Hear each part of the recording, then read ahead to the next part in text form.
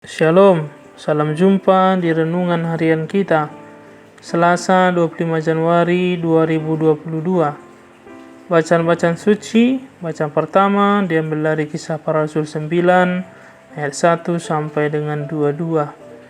Injil diambil dari Injil Markus 16 ayat 15 sampai dengan 18.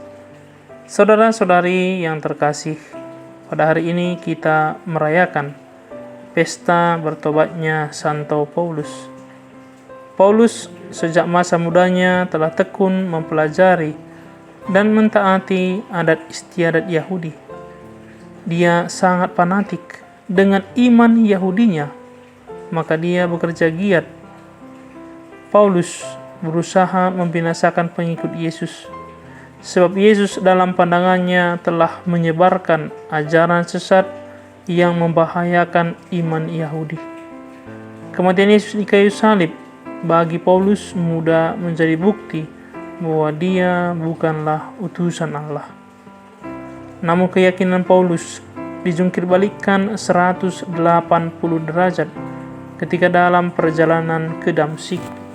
Ia mengalami perjumpaan dengan Yesus yang bangkit. Kebutaannya selama 3 hari sembuh total setelah ia dibaptis dan ditumpangi tangan oleh Ananias. Ananias meneguhkan Paulus bahwa dirinya dipilih Tuhan untuk diutus mewartakan namanya di antara bangsa-bangsa lain. Kini pembenci dan pembinasa jemaat Kristen berbalik haluan. Tuhan memilihnya menjadi pewarta Injil yang bersemangat. Ia menjalankan apa yang dimandatkan Yesus dalam Injil.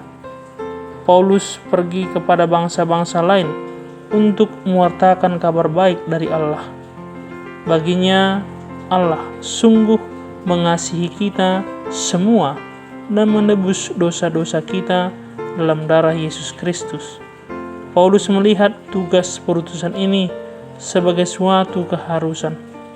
Sepanjang pewartaannya, tanda-tanda yang mengagumkan juga menyertai Paulus, seperti menyembuhkan orang lumpuh di Listra, mengusir roh tenung dari hamba perempuan di Filipi, dan sebagainya.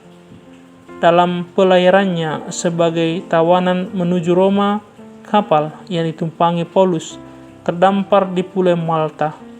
Di sana Paulus terpagut ular, namun tetap sehat dan selamat karena kuasa Tuhan menyertainya. Saudara-saudari yang terkasih, tugas perutusan mewartakan Injil juga dipercayakan kepada semua pengikut Kristus. Kita juga harus pergi, yang barangkali tidak harus selalu dimaknai dengan meninggalkan kampung halaman, tempat kerja, tetapi pertama-tama berani keluar dari zona nyaman untuk menjangkau mereka yang membutuhkan kabar gembira. Pewartaan kabar gembira pertama-tama mesti terpancar dalam sikap kita yang membawa kasih dan sukacita. Pewartaan kabar baik hendaknya tidak dibatasi pada kesamaan strata sosial atau etnis, tetapi menjangkau semua orang, bahkan kepada seluruh makhluk. Saudara-saudari yang terkasih, semangat Paulus yang giat bekerja bagi Allah, serta tekadnya yang pantang menyerah ketika menghadapi berbagai kesulitan dan tantangan ketika mewarta, kiranya sanggup menginspirasi dan menyemangati kita sebagai pewarta-pewarta Injil zaman modern, supaya kita sanggup meneladani semangat Paulus ini. Kita juga harus membiarkan dan mengikuti kuasa Tuhan untuk menuntun dan mengarahkan kita.